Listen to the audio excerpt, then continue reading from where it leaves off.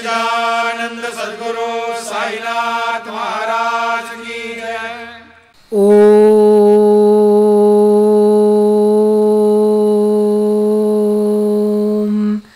சாய்ராம்.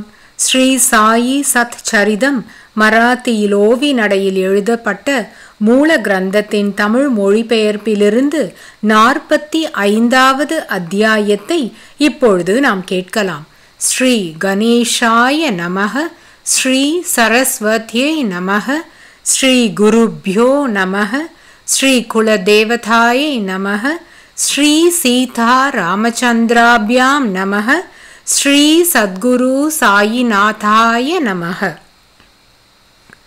சகஜமாக அரைக்கும் கல்லில் அரைத்து கொண்டு தன் சத் சரிதையை நினைவுபடுத்தி பக்தர்களை நல்வழியில் செலுத்தும் செயல்திறன் எவ்வளவு அலௌகீகமானது! புருஷார்த்தம், பரம புருஷார்த்தமான மோக்ஷம், இவற்றை விடவும் குரு திறன் படைத்தவர். குரு சரணாமிருதத்தை சேவித்தால் மோக்ஷம் எதிர்பாராமலேயே வீட்டிற்குள் பிரவேசிக்கும். குரு தன் கருணையை காட்டினாலே இந்த பிரபஞ்சம் சுகமயமாகும். நடக்காமல் இருப்பதையும் கூட நடக்கும்படி செய்து அரை நொடியில் கரை சேர்ப்பார். சாயியின் சரிதையை மிகச் சுருக்கமாக சொன்னாலும் மிக பெரிய கிரந்தமாகிவிடும். சாயியின் ஆழங்காண முடியாத கீர்த்தியை நான் என்னவென்று வர்ணிப்பது? யாருடைய தர்ஷனத்தினால் நித்திய திருப்தி, யார் தொடர்பினால் ஆனந்த அனுபவம், மேலும் பவ பயத்திலிருந்து விமுக்தியும் கிடைக்கிறதோ அந்த சாயி மூர்த்தியை இழந்துவிட்டோமே. யாரிடமிருந்து பரமார்த்த மார்க்கத்தில், அதாவது பரம்பொருளை நோக்கி செல்லும் வழி, ஈடுபாடும் மாயா மோகத்திலிருந்து விடுதலையும் கிடைக்கிறதோ, யாரிடமிருந்து க்ஷேமம் கிடைக்கிறதோ அந்த சாயி மூர்த்தி நம்மிடத்திலிருந்து போய்விட்டது. யார் காரணமாக பவபயம் விலகுகிறதோ, யாரிடமிருந்து நீதி நியாயம் என்ற உணர்வு விழித்தெழுகிறதோ, யார் மூலமாக கஷ்டங்கள் வரும்பொழுது மனதுக்கு தைரியம் வருகிறதோ அந்த சாயி மூர்த்தி மறைந்துவிட்டார். சாயி பாபா தம் அவதாரத்தை முடித்து தம் இருப்பிடத்திற்கு புறப்பட்டு போனார். அவரது இந்த யோக நிலைக்கு முடிவு என்பது இல்லை. அவதார காரியம் சம்பூர்ணமான உடனேயே மண்ணாலான உருவை விட்டுவிட்டார். ஆனாலும் அந்த வாங்மய, அதாவது வாக்கின் உருவத்தில் உள்ள மூர்த்தியை ஒவ்வொரு கணமும் நினைவிற்கு கொண்டு வர வேண்டும். அவ்வளவுதான். அவர் சரிதையை கேட்டால் மனதிற்கு ஏகாக்கிரதை கிடைத்து காரணமின்றியே கிடைக்கும் அபூர்வமும் வர்ணனை கெட்டாததும் சொல்லுக்கடங்காததுமான சாந்தியை எப்படி வர்ணனை செய்வேன்? ஸ்ரோதாக்களாகிய நீங்கள் ஞானிகள். உங்கள் முன் நான் சிற்றறிவு படைத்தவன். நலந்தரும் இந்த இலக்கியத்தை என் போன்ற அஞ்ஞானி மூலம் சாயி படைக்க செய்தார் என்று எல்லாம் அறிந்தவர்களான ஸ்ரோதாக்களுக்கு தெரியும். சாயியின் சரணங்களை வந்தனை செய்து ஏகாக்கிர மனத்துடன் மங்களகரமும் பரம பாவனமும் ஆன இந்த கிரந்தத்தை ஸ்ரவணம் செய்யுங்கள். பக்தியினால் தம் ஸ்ரேஸை சாதித்து கொண்டு ஏகாக்கிர சித்தத்துடன் இந்த கதாமிருதத்தை சேவியுங்கள். லௌகீகமான கோரிக்கைகளை மட்டுமல்லாமல் மெய்ப்பொருளை அடைவதற்கான உங்கள் தேவைகளை கூட சாயி தீர்த்து வைப்பார். சேவை புரிவது என்றும் வீண் போகாது. கடைசியில் பிறவி பயன் பெற்று தருவதும் அதுவே. இந்த கிரந்தத்தின் 44வது அத்தியாயத்தின் கடைசியில் சாயியின் நிர்யாணம் பற்றி கேட்டீர்கள். அதிலேயே முடிந்து விடாமல் இந்த கிரந்தம் முன்னால் போகிறது. இதென்ன சமத்காரம் என்று அர்த்தமாகவில்லை. சென்ற அத்தியாயத்தில் சாயியின் நிர்யாணம் முறையாக முழுமையாக வர்ணிக்கப்பட்டது. கட்டீன், அதாவது சிலந்தி போன்ற பூச்சி வலை பின்னுவதற்கு பதிலாக ஒரு பளீர் என்ற கூட்டை கட்டி அதில் மற்ற பூச்சிகளை பிடிக்கிறது. அந்த பூச்சி போலவே சாயியின் லீலைகள் ஒரு கணமும் ஓய்வு எடுக்க விடுவதில்லை. நிஜமாகவே இதில் ஆச்சரியம் ஏதும் இல்லை. நிர்யாணம் பூத உடலுக்கு மட்டுமே. இந்த சாயி ஜனன மரணங்களுக்கு அப்பாற்பட்டவர். அதனால் முன்போலவே அவ்யக்தமாக, அதாவது கண்ணுக்கு தெரியாமல் இருக்கிறார். ஷரீரம் போயிற்று, அதன் கூடவே உருவமும் மறைந்தது. அவர் அவ்யக்தமாகவே விளங்குவார். அவர் ஷரீரத்தை விட்ட பிறகு புரிந்த லீலைகள் எல்லோருக்கும் தெரிந்ததே. எண்ணிலடங்காத அந்த லீலைகளை வர்ணிக்க வேண்டுமென்றால் இந்த கிரந்தம் பெரியதாகிவிடும். அதனால் அவைகளின் கருத்தை ஸ்ரோதாக்களுக்கு சொல்வேன். நாம் எல்லோரும் பாக்கியசாலிகள், தன்யர்கள். சாயி பாபாவின் அவதார காலத்தில் அவர் சாநித்தியம் சகஜ சித்தியாக கிட்டியது.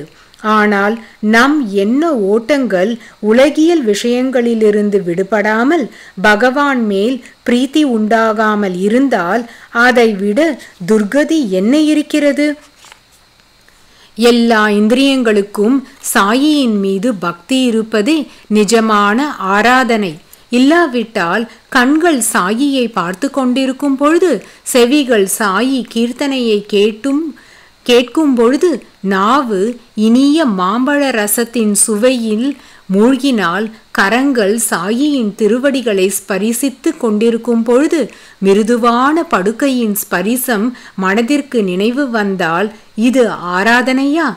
சாயியிடமிருந்து ஒரு கணம் கூட பிரிந்திருக்க வல்லவன் நிஜமான பக்தனாவானா? உலக பற்றுகளிலிருந்து விரக்தி உண்டாகாவிட்டால் பகவானின் சரணாலயங்களில் பற்று எப்படி உண்டாகும்? பதியை தவிர வேறு யாரையாவது வழியில் பார்த்தால் அவரை மாமனாராகவோ மைத்துனராகவோ கருதி பதிவிரதா ஸ்திரீ அவருக்கு மரியாதையுடன் வந்தனை செய்வாள். அவள் மனது நிச்சலமாக இருக்கும். தன் வீட்டை என்றும் விடமாட்டாள். தன் பதியின் மேலேயே அவளுக்கு அபார பிரேமை. அவளுக்கு ஆயுள் முழுவதும் ஆதாரம் அவரே அல்லவா? பதிவிரதையான உத்தம சதி மற்ற எவரையும் தன் பதியை போல் பாவித்து பார்க்க வேண்டுமென்று மனதிலும் எண்ண மாட்டாள். அவளுக்கு கணவனே எல்லாம். வேறு எந்த அந்நியரும் கணவனுக்கு சமானமல்ல. ஏனென்றால் அவளுக்கு அவர் மேல் வேறு யாரிடமும் இல்லாத பிரேமை. சிஷ்யனும் கூட இதே ரீதியாக குரு சரணங்களில் பக்தி கொண்டிருக்க வேண்டும். பதிவிரதையின் பதி பிரேமையை குருதேவர் உபமானமாக காண்பிப்பார். ஆனால் குரு பிரேமைக்கு எல்லை என்பது ஏதும் இல்லை. குரு பிரேமையின் மகிமையை உத்தம சிஷ்யன் ஒருவனே தெரிந்து கொள்ள வல்லவன். பிரபஞ்சத்தில் மற்றவர்களுக்கு எந்த உதவியும் செய்ய முடியாதவர்கள் பரம்பொருளை அடைய என்ன உதவி செய்ய முடியும்? வேட்டக்கத்தவர் ஆனாலும் மாப்பிள்ளை ஆனாலும் சரி, யாரையும் நம்பிக்கொண்டிருக்க வேண்டாம். தாய் தந்தையர் மமகாரம், அதாவது தன்னுடையது என்ற பாசம் காண்பிப்பார்கள். புத்திரன் தனத்தின் மேல் கண் வைத்திருப்பான். மனைவி தன் மஞ்சள் குங்குமத்திற்காக அழுவாள். பரம்பொருளை அடைய யாராவது உதவுவார்களா என்று யோசித்தால் அப்படி யாரும் இல்லை. கடைசியில் மிஞ்சுவது நமக்கு நாமே.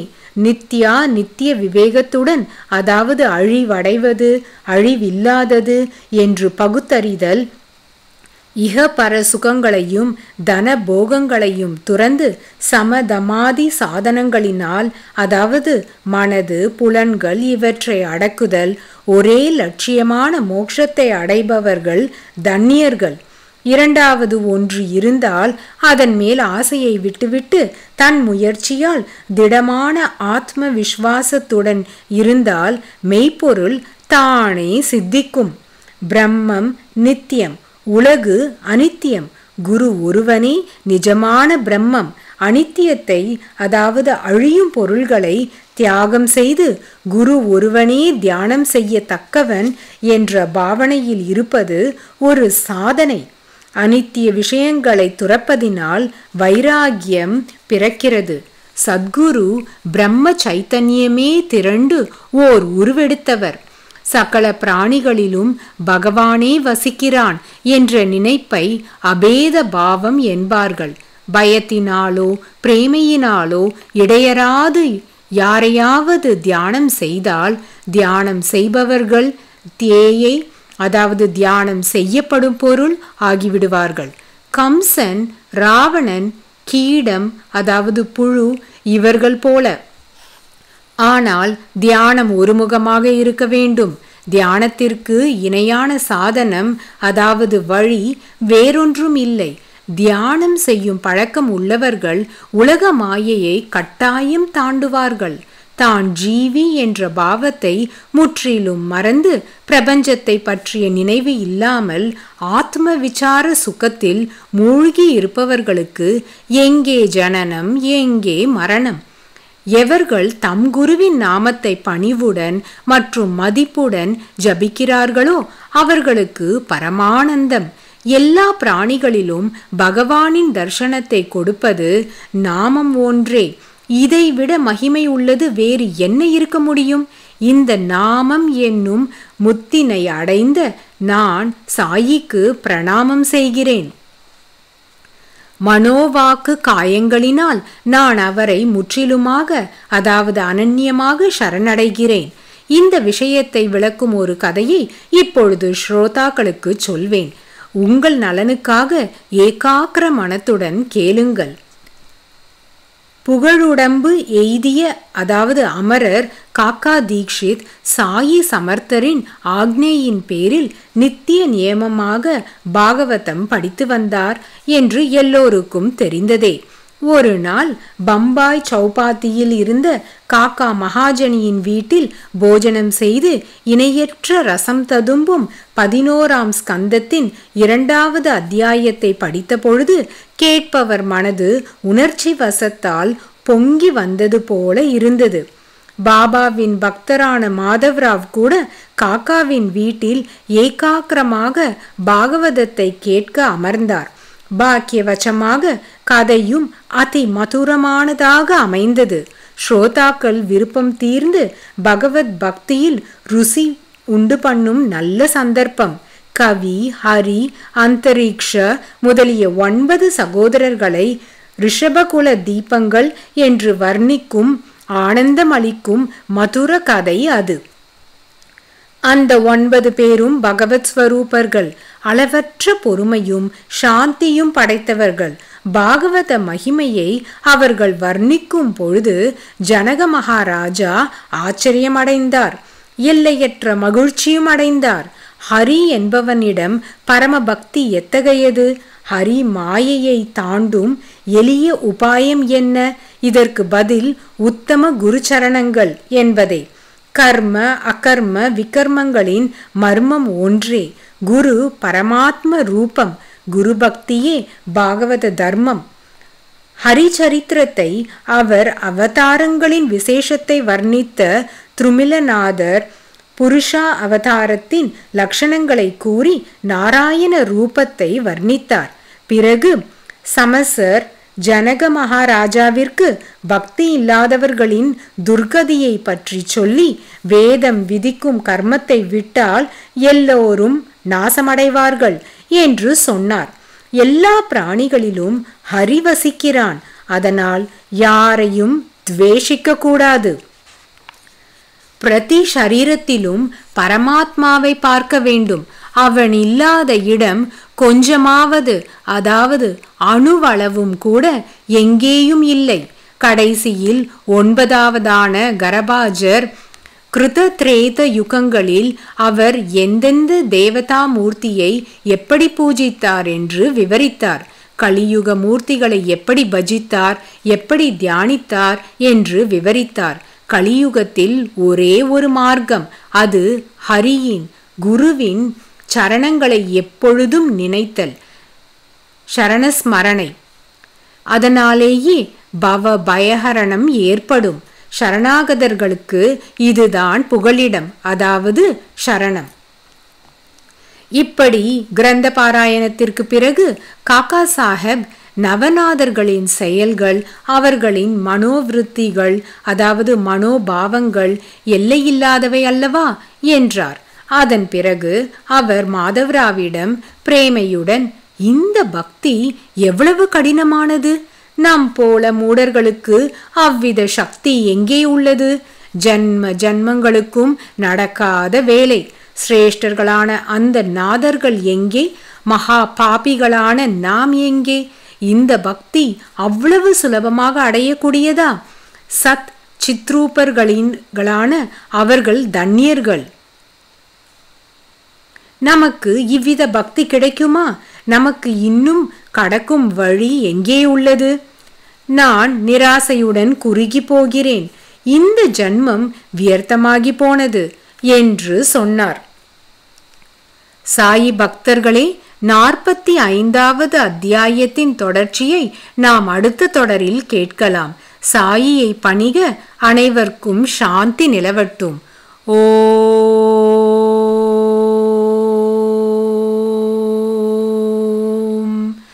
சாய்ராம். श्री सच्चिदानंद सद्गुरु साईनाथ महाराज की जय।